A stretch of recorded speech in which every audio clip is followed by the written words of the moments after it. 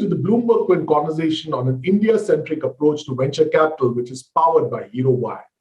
I'm your host, Ivor Soans, and I'm editor of special features at BloombergQuint. India today has a thriving venture capital ecosystem. But does it meet the unique needs of India, or does it simply replicate the VC ecosystem of the West? Entrepreneurs in India are looking for partnerships and a focus on issues such as sustainability and diversity rather than merely growth. India also needs a very strong focus on issues like availability of jobs and moving from low income to middle and high income jobs. Sustainable businesses are also especially important for India's growth as an economy and a nation. Today, in this BloombergQuint conversation on an India-centric approach to venture capital, which is powered by HeroWire and part of our series on Reimagining The Techverse, we will look at how Indian VCs can adopt a venture capital approach that is rooted in an Indian ethos and about building responsible Indian businesses that generate social good, boost India's economy, create wealth, and generate jobs. To help us do that, we have some very eminent guests today who have wide experience in this sector. First up, we have Dr. Dinesh Natarajan, who's co-founder Global Talent Track and chairman of Honeywell Automation. Ganesh is a legend in the Indian IT services industry. He established Zensar and was also very famous for his work at Aptech. And currently, he's also a board member at Asian Venture Philanthropy Network, the State Bank of India, and Hinduja Global Solutions. Next up, we have Surya Mantha, who's managing partner at Unitas Ventures. Surya has played leadership roles in several high-growth technology and media businesses and has also spent several years in investment management roles. We also have Akshay Munjal, who's founder and CEO at HeroWire. Akshay is a third-generation entrepreneur who's specializing in education and edtech. He laid the foundation of BML Munjal University, and today with HeroWire, he has now embarked on a new journey to transform the quality and learning experience of higher ed in India. Thank you so much for being with us on this very interesting discussion, gentlemen. Even as I start, I wanted to quickly get into what are some of the issues with the traditional ecosystem, VC ecosystem, before we get into what are some of the solutions, etc. Understanding that this is a mature ecosystem, a lot of it is borrowed from the West. So why is there really a need for change? And perhaps if you could start with you, Surya, on this one, and Ganesh and Akshay, you could both come into. Ivor, you're right. I mean, the system has obviously matured significantly in the last 8-10 years, and you have depth of investors at every stage in the venture ecosystem, from angels to pre-seed to seed stage platforms to early stage investing, growth stage, late stage, hedge funds. And now increasingly we are seeing public markets becoming a way to get into the retail market, if you will. So yes, the system has certainly attained depth. The quality of entrepreneurial talent as well is significantly higher than what it was when we had set up Omidiyar Network back in 2010, Jayan Sinha and I, about 11 years ago. And you can see that from the number of kids from IIT and NIT campuses, or even regular colleges, who are, turned down grad school offers, turned down IIM, and all manner of MNC jobs. And in fact, I even get kids who are proud to say they dropped out of IIT. Okay. So things have changed significantly. But somewhere you will notice that there is a template we are following. They've dropped out of IIT because Peter Thiel told them, right? That's a cool thing to do. So a couple of things that worries me about this ecosystem is, you're right, that there is a hierarchy that is being established, that's been established. Just like in the Valley, I mean, in the US, right? You got certain hotspots of entrepreneurial activity and venture activity. You got the Bay Area, you got Austin, you got Boston, and you got Seattle. In India, again, you got even fewer pockets, right? You got Kormangla, you got Gurgaon, and you've got Bandra, and maybe IIT Powai, near Powai, right? That has got to expand. And there is a club. India is even a smaller club than the US. You got the IIT, IIM alumni, right? And those degrees, that pedigree is getting flaunted much more often than I would like to see. And there are many quality entrepreneurs in Thiruvananthapuram, in Indore, in Patna and Bhubaneswar, who need to be, and in Jaipur and Chandigarh and so on, right? Who are probably not getting access to capital because of their locational. One is their locational disadvantage, and the second is, and so they are shut out of some of these networks, not being in the same coffee shop or the same hangouts in Kormangala or Indiranagar or whatever. So that is a concern. And to have that kind of concentration when we are really young and we're really small, there aren't more than 2 degrees of separation in India, unlike the US, right? Even though it's a much bigger ecosystem. So what I would like to do, and I think to a degree it is a responsibility of investors as well, not to be lazy and sit in their offices on MG Road or wherever, but actually seek out entrepreneurs elsewhere, right? So that is certainly one area that is needed. The second is, India is a country of 1.4 billion people, and later I'll say this with emphatically, and I hope Ganesh will agree with me, that probably the single most important challenge for India as a country, apart from environmental degradation and climate change and so on, is jobs. Jobs, jobs, jobs. More jobs, better jobs for the next decade or 2 decades, right? If we are not able to accomplish that, then all the gains we've made in financial inclusion and Aadhaar and healthcare and this, that, and the other, they'll all come to naught, right? India has the challenge of growing rich before it grows old. That's the single most important challenge, right? So let me add to that, Ivor. I think you asked about the model problem. There is literally, as I think Surya also mentioned, when you're playing across the spectrum of investment. I myself have done angel investment in about 14 entities. I'm also a co-founder of one of the venture capital groups and a GP in one of the PE firms. But we are finding that there is still a traditional mindset, exactly I think what you were alluding to.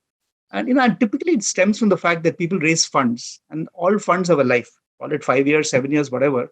But you can see the impatience creeping in the investor in maybe 3 to 4 years' time, which obviously leads to shortcuts because everybody wants to get rich quickly. The entrepreneur does, the venture capitalist or the private equity investor does. So I think that, to my mind, is the single biggest problem, that angels have a much larger waiting period. I myself have invested in one company in the US almost 11 years ago and waited for an exit for 9 years and got a very handsome exit.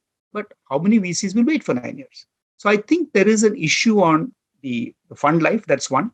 The second, of course, is what Surya absolutely said, that look, there is a flocking to the honeypot. The honeypot was e-commerce, payments, etc., for the last many years. So people have to look beyond and say, what are those companies that can truly build global class in India, in the world, and seek those. But if everybody follows the same track, I think we're going to get overfunded in some areas with the natural heartbreaks, which we are all aware of.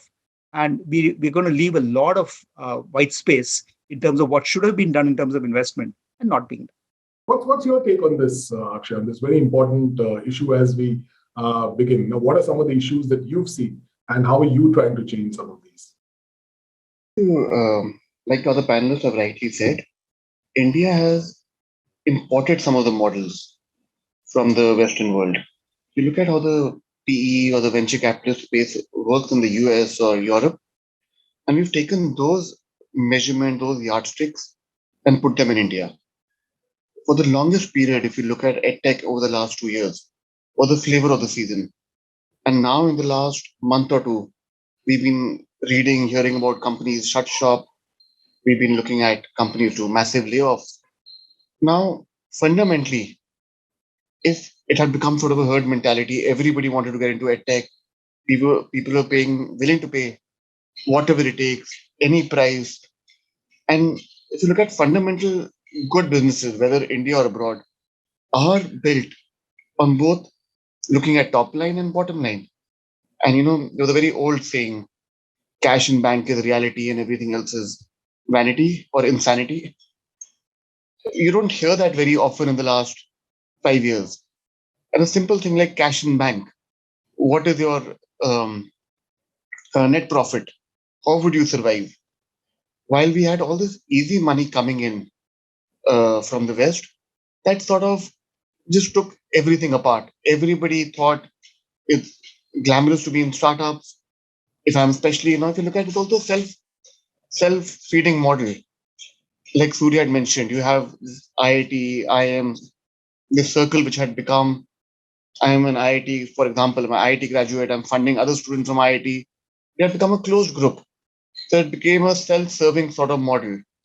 And then over time, when the model becomes unsustainable, it breaks. And there's a lot of heartache and pain. So I think if you look at India specific models, especially, India's problems are unique. If you look at the basic thing of unemployment or lack of skills, you can't take companies or solutions which have worked in the West and import them here. Our education system is very different. Our job opportunities are very different. So, from an investing point of view, also, I think, and we've seen this very often. Before EdTech, it was FinTech, which was the flavor of the season. And the same thing happened.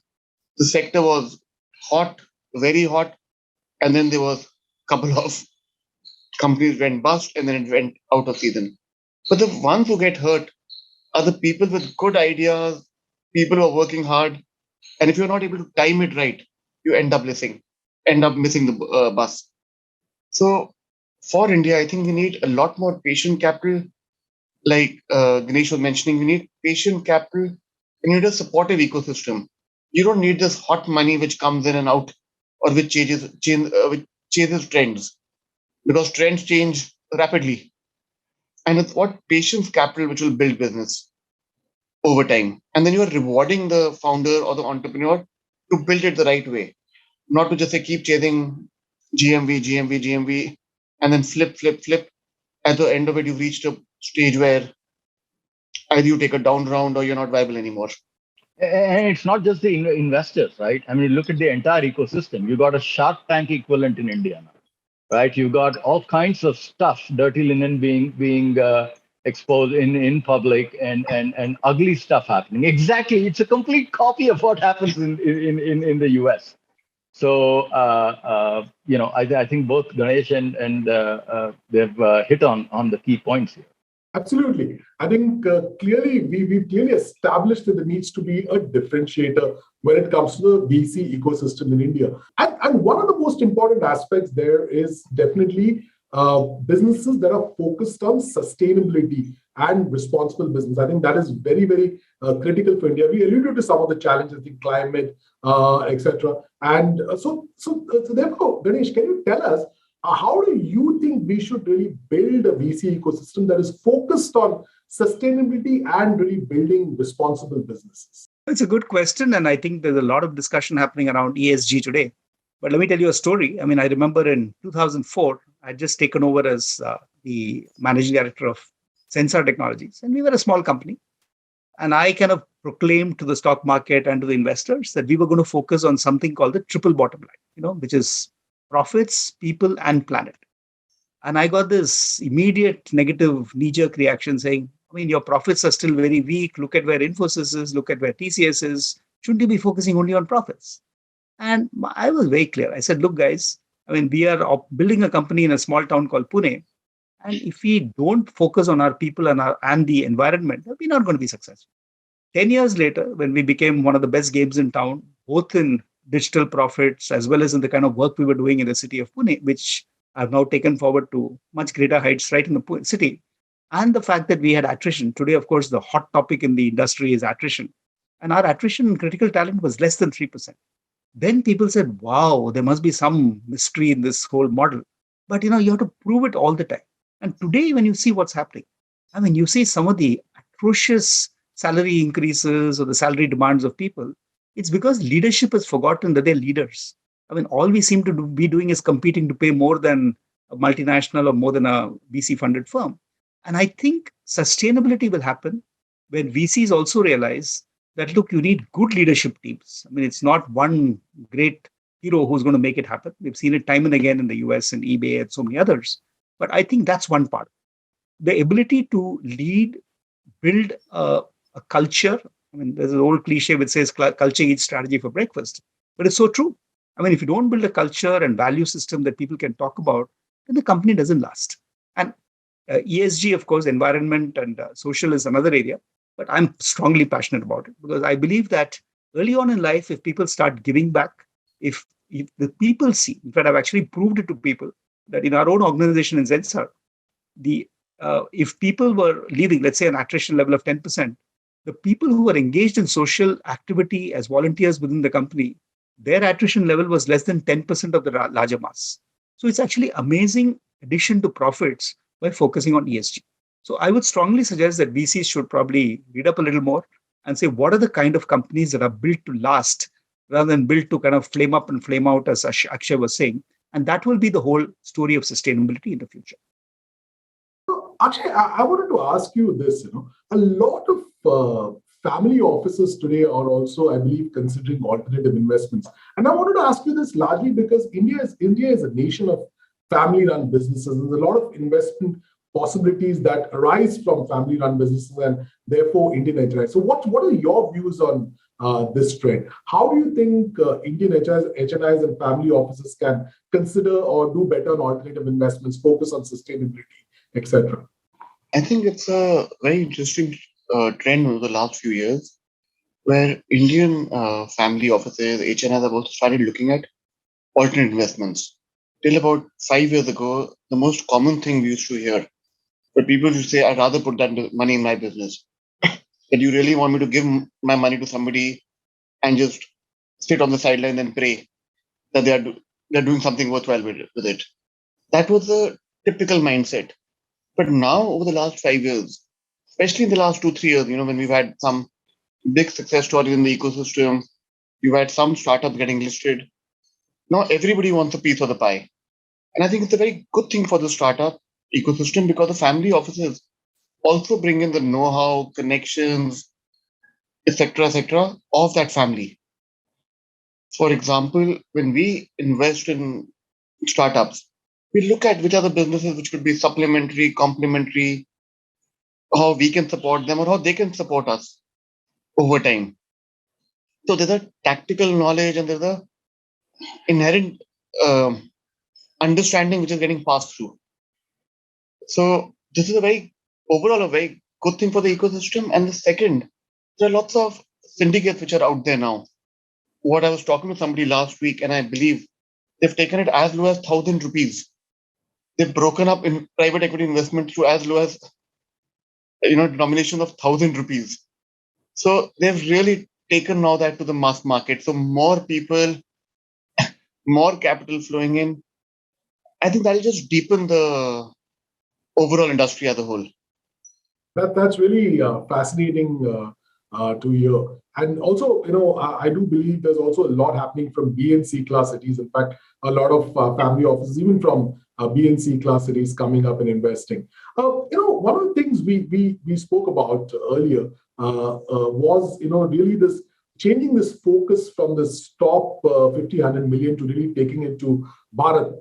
Surya said, India is a nation of 1.4 billion. And at least, Bharat is an addressable market of 500, 600 million people. So, Ganesh, I wanted to ask you, from a venture capitalist perspective, what are some of the mindset and market changes necessary for this focus on Bharat, the shift away from this 50, 100 million people that most of the ecosystem is focused on, and really focusing on the emerging Bharat, as it were?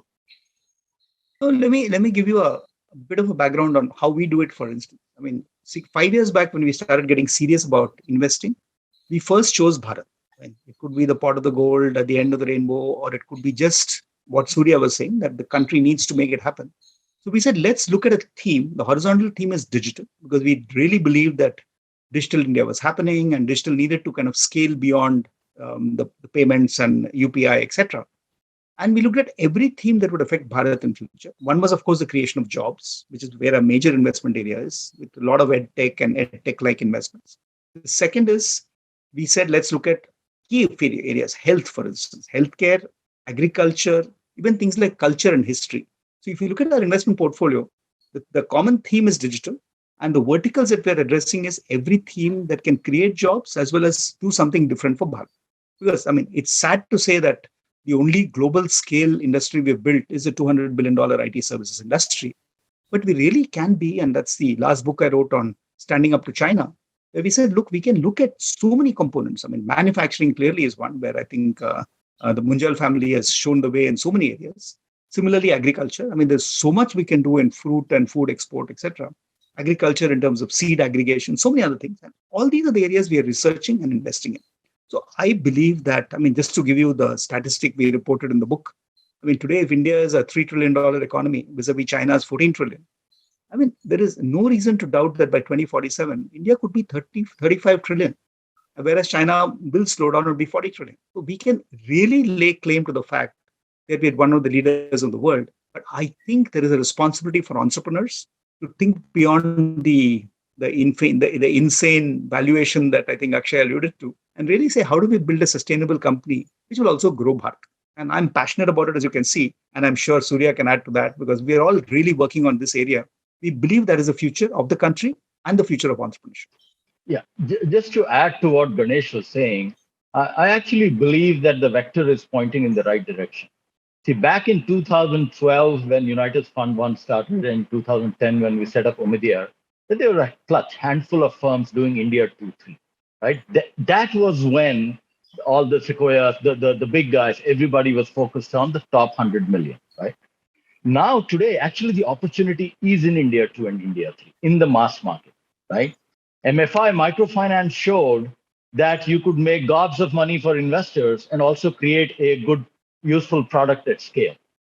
Now that is happening across all sectors that Ganesh is talking about: healthcare, education, jobs, agri. Agri is going to explode, right? Now, and the fact is that the India stack is mature, okay, in terms of UPI, Aadhaar, smartphones and cheap data, thanks to Mr. Ambani, right? The sandbox is being, on the fintech sandbox is being also very active, as is the healthcare NDHM is also in play right now. So I'm actually very hopeful that the enabling infrastructure for innovation on top of it for India 2 and 3, all the building blocks are coming into place. And we will see over the next decade or so a lot of innovation happen. What my concern is, and we have to be proactive and very thoughtful about it, is that the kinds of businesses that are funded and the kinds of things that we do don't lead to jobless growth. And don't do automation for the sake of automation, and automation just chasing efficiency. There have to be creative ways of bringing people into the equation and ensuring that these new kinds of businesses and new disruptive business models, technologies, what have you, in all these sectors actually lead to greater and better employment. That will not happen if you just say it's going to happen by default. It's not going to happen. No, Surya, if I can just add to that, I mean, if you look at the models that are succeeding in India, it is clearly not the ones imported from the US. I mean, our own investments in, let's say, Live History India, which is run by Mini Menon or Farm Guru or Studio Copper. I mean, these are models for India supported by great technology. So I'm saying I'm really excited about that model. Totally agree with what Surya said on what Omidyar was trying to do and on what Uniters is doing for the last couple of months.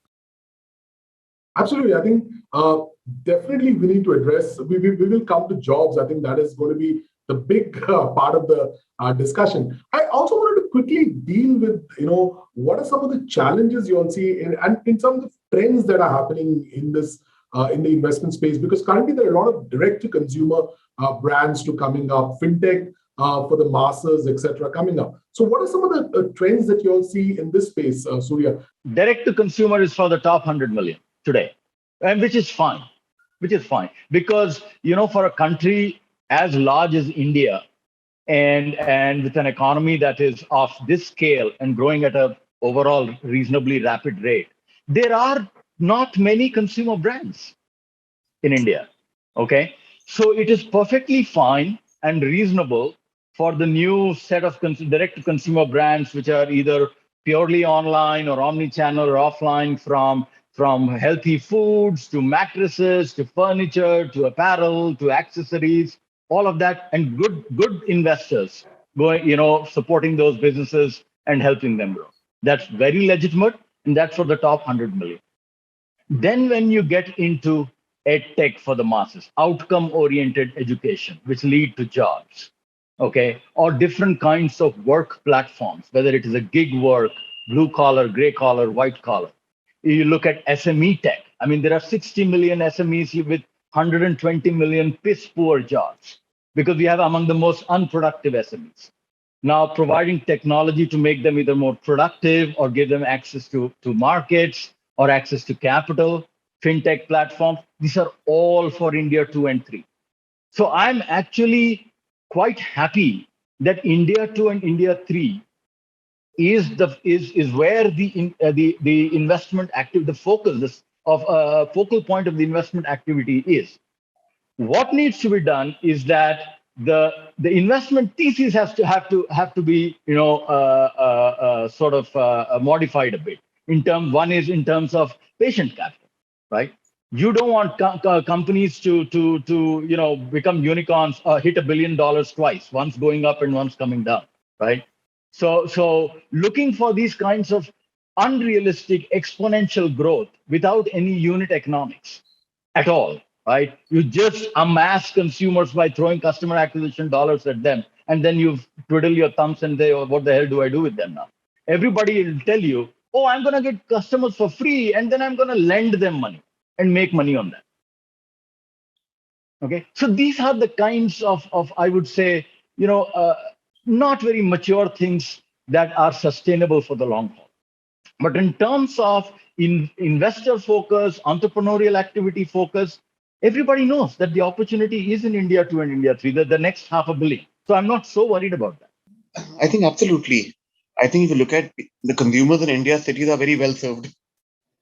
And somewhat, if you look at now, whether you look at job opportunities, unfortunately, they are clustered around the mega cities, Delhi, Bombay, Bangalore, Hyderabad, Chennai. But what happens when you go down? You had job opportunities, companies, opportunities as a customer also. All of them drastically drip. Yeah, I mean, the top 10 cities in India are totally over-provisioned on healthcare. India has 10,000 radiologists, okay? About 500, about 75% of them are in the top 10 cities. There are more radiologists Bandra South in Mumbai than there are probably in all of UP. Just get your head around that, right? So you probably have all the reports, the vast majority of X-ray, CT scan, MRI reports being read in UP by untrained technicians. That's the scale of the problem in India, particularly healthcare. And Ganesh would know this better than I, right? The degree of over-provisioning in the top 10, 20 cities is matched only by the horrendous lack of facilities and in the rest of the country. And these are not easy problems to solve. They require innovation. I mean, they require smart thinking, and they require patient capital, and they require a sound business model. No, totally. I agree with both of you. Yeah, in the sense that if you look at India through the eyes of the young man growing up in, let's say, Mysore or a Davangere or wherever, not in Bangalore or Mangalore, and then you look at that, I mean, you'll see your whole worldview changing. I mean, I love to watch nowadays some of the new OTT serials which are so heavily set in small town India, because I'm hoping that it gives people a sense, of what it is. I mean, beyond the glamorization of the earlier Bollywood movies on the Gaon Ki Gori and all that good stuff. But I'm saying that is the real India we have to serve. And I think once we get our arms around it, it'll be a completely different planet. And I'm a great believer that, whenever we hit the 5 trillion GDP mark, it doesn't matter whether it's 26, 27, 28, the digital India is going to happen because of the pace at which people are investing. So what are the new business models that will emerge out of that is fascinating. And I think we will be trendsetters for the rest of the world. But the ecosystem has to wake up and realize that. Certainly, I think there are two big questions, that emerge out of this. One is, of course, scale, and the next is jobs. And I want to deal with jobs first, right? So, how do we really go about? How does the VC ecosystem go about funding companies that really generate meaningful jobs? Because if you're not able to provide productive and permanent, I think Surya, Ganesh, Akshay, all of you have made this point. We have a serious problem on our hands. And then, of course, the next problem of how to get India out of the low middle income trap, right? That is, I think Surya put it so well. So, how do we really go about it? Akshay, perhaps this is again, I think, a point that all of you can contribute to. So, perhaps Akshay, if you could start with you and then have Surya, Ganesh also contributing to this. I think if you look at jobs, there are essentially two types. You look at the blue collar or you look at the white collar jobs. Over the last 15 years, I've worked in Mine or the university and Hero Wired. What we are finding is there are interesting pockets of jobs. You look at tech today, it's difficult to find tech talent no matter what you are willing to pay. On one hand, we talk about not enough jobs. At the same time, we also talk about not enough trained manpower. Now, whether you take tech jobs or you take blue collar jobs, whether you talk about driver, cook, plumber, carpenter, electrician, these blue collar skills, or you go up the ladder and white collar, whatnot. I think the fundamental problem with India is that we essentially have poor quality education. Now, whether you look at right from the basic, whether it's school level education or higher education, government's own figures talk about anywhere between 70 to 75% engineering graduate being unemployable. And there was another study done by Fickey and McKenzie, which had a much higher number for engineers. You look at students with a liberal arts degree. What are the job opportunities for them? So I think the problem is way more complex. And unfortunately for India, we've concentrated a lot on the top pockets of excellence. I think IITs, IIMs, ISCs have done phenomenally well, and they are truly pockets of excellence. But then when you come, then what? So there's a concentration of capital just sitting at the top of the pyramid. You look at a tier 2, tier 3 college in India, how much capital goes into that? It's nothing. I mean, I was reading a figure that what India puts in all IITs put together is equal to what they pay all other colleges in the country put together. And there are a handful of IITs and more than 1,000 plus universities and more than 80, 90,000 colleges. So we've artificially created a problem that at the top, there's a pocket of excellence. There is no tier 2, there is no tier 3. And for us, we need to take some of that capital and say we need to worry about the tier 2. The students who go to IITs or tier 1 are smart enough, bright enough, have enough opportunities to take care of themselves. We need to worry about where the bottom or the middle of the pyramid is. Where are the opportunities for them? This whole demographic dividend is really a demographic nightmare. If you're not able to train them or employ them effectively. I've often spoken about this, that you look at a Uber or a Amazon or Flipkart delivery boy. You ask them, how educated are you? And there's a 50% probability the person would be a graduate. It would be an engineer. No, it's not commensurate to what they studied. So I think overall, we really need to look at, now I'm just talking about higher ed as a problem. We need to just focus on fixing tier 2, tier 3 higher ed. Otherwise, tier 1, we're just worrying about, we're not doing justice to the country. Get your tier 2, tier 3 sorted. We need to really look at what are the outcomes there. How do we improve that quality of education? How do we encourage more industry to participate in tier 2, tier 3 colleges? How do we encourage more industry professionals, more experienced people to come and take visiting classes, guest lectures, whatnot? How do you have that seamless flow of what is happening in industry, go to college? Today, there's a big disconnect between industry and academia. They don't trust each other. And student is the collateral damage in this standoff. If I may make a point here, and I'm saying, we've actually researched this for the last 10 years. And today we are impacting about maybe 250 to 275,000 young people every year. And completely agree with you, Akshay. I mean, when we looked at, I mean, a lot of my very good friends have started entities like Ashoka and Plaksha, etc. Good luck to them. I mean, they are serving a need of the aspirational people not wanting to go to the US, studying, having the same quality in India. But the real need is tier two and tier three. So today, my wife's company, Global Talent Track, is actually working with 400 colleges and universities in small town India, and at the same time creating the demand, saying, they go to the Infosys and the Capgeminis and the multinationals and say, hey guys, we know that you're going to lose people after you recruit during the year, and we will dribble people into your system. So we're working with all these companies, and they've had a fantastic record. And it's been very successful as a model. Then when we set up this entity called Lighthouse Communities Foundation in Pune about 5 years ago, that was to cater to the bottom of the pyramid.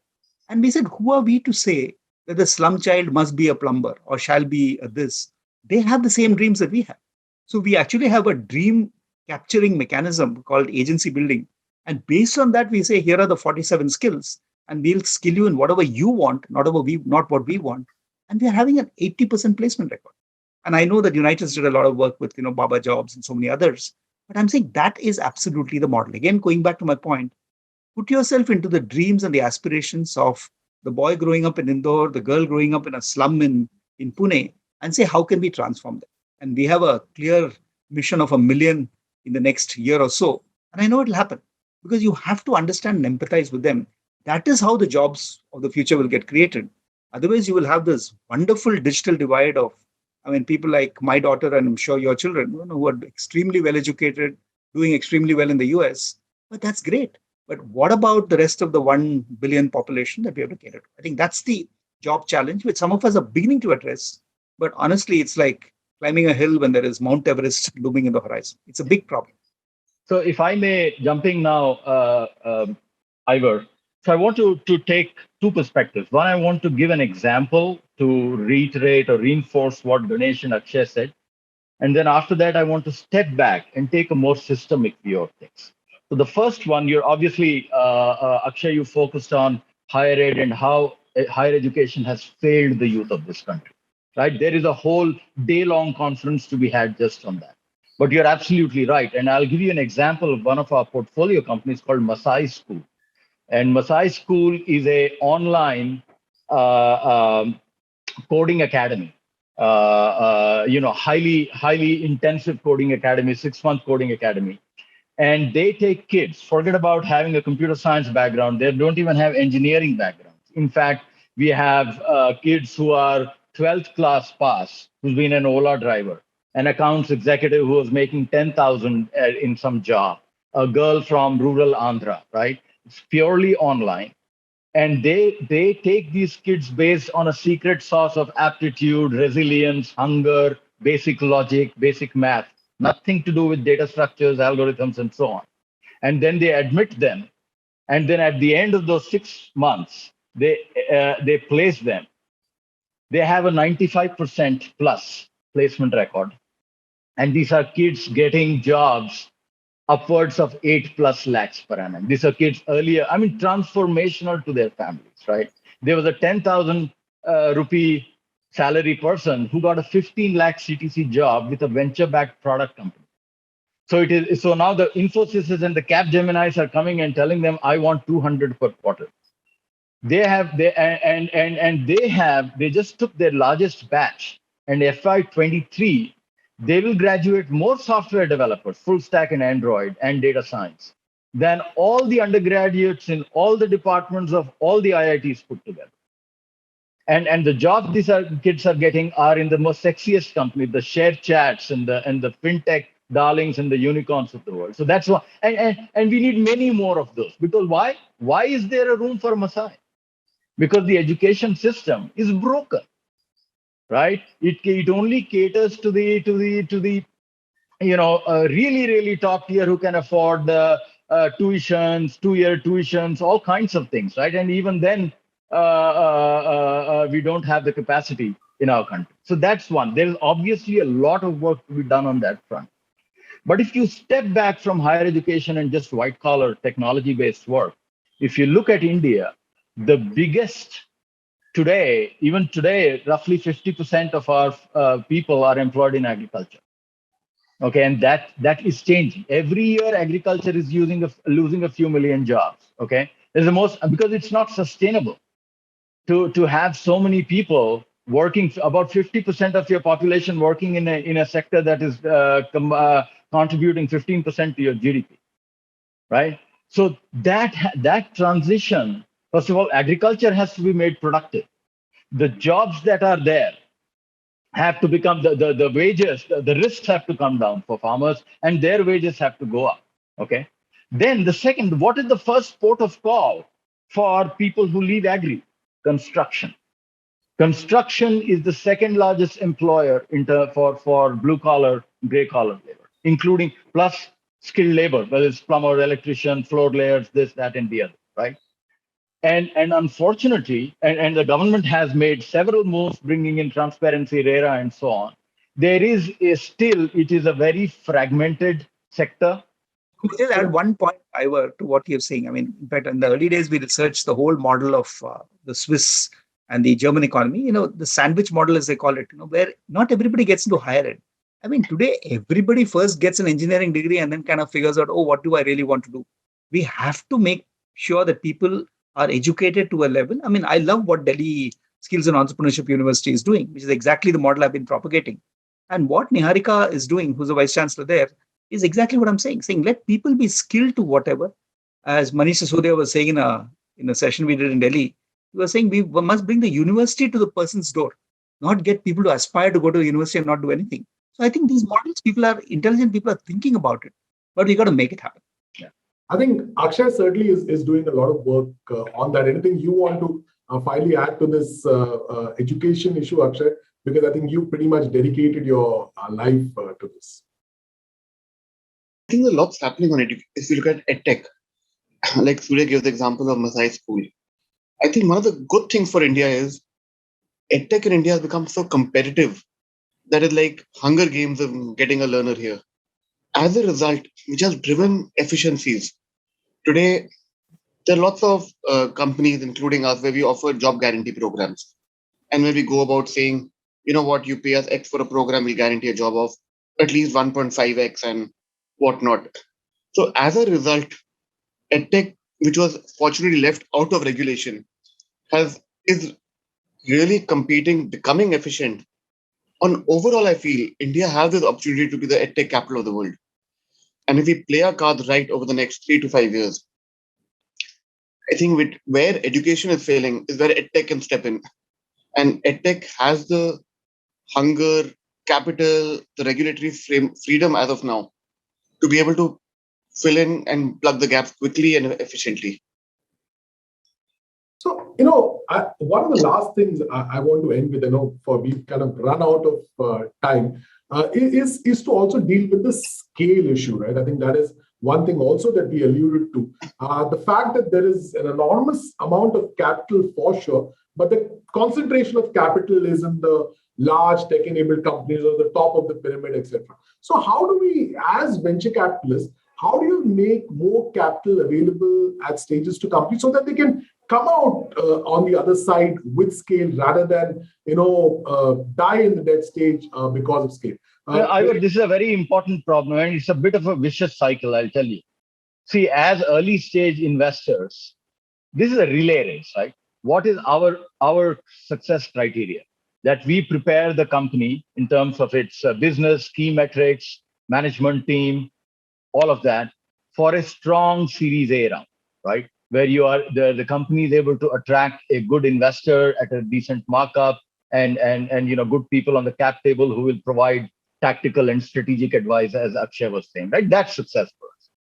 Now, so when think about it, any investor is very rational. He or she has a fiduciary duty to their investors, right? Which is returning with a reasonable return of capital based on a risk-reward equation. Now, when you are making that determination, and you say, okay, here is and this has happened in real life, which is why the IIT IIM guy gets the capital before the other fellow gets it. Yeah, Surya, great point being made. I mean, I will just to add to that, I'll give you an actual example. There's a company called Skills Alpha, which we invested massively in over the last 7 years. And initially, they were not finding capital because they said, we want to do a product platform plus services model. And people say, no, services is boring, can't be scaled, the classical venture capital response. But then we realized that, look, this is what India needs. Because these guys are now working for the corporate sector. It's a full AI-enabled model where self-learning can be managed in a very adaptive kind of format. The same thing is now translating to universities, where lots of, especially second-tier universities, are saying, how do we get the best of content to flow in through a platform? And we need to support models like this. And they have a services play as well, where they can actually send in people to implement, handhold, etc. Not the traditional tech model, but working for India. So I'm saying, to answer your question, enough capital will flow. I mean, unfortunately, in non-traditional models, people don't have very high patience. So we, in fact, encourage many of the investments we make to say, guys, let's create a 2-year path to profitability. Because in a non-traditional model, people don't want to wait 10 years. They'll probably wait for it for e-commerce or whatever else. And there we're finding that, look, while it may not be the best lesson that you'll hear in the venture capital's handbook, but you will find that they're making profits, they're getting growth capital to scale, and there are enough companies doing that. I'm doing the same thing in my current role as co-chair of TIE Global, social ventures. And we're doing the same thing with health tech. So I'm saying whether health tech, ed tech, I'm not really playing today in agri-tech, but all these models, you will get capital as people start to prove, like a Skills Alpha or like a Live History India, that these models can make money. So Akshay, my last question for you in the same one, in terms of how do we build scale? You have the last word. We've really run out of time. So last words for you.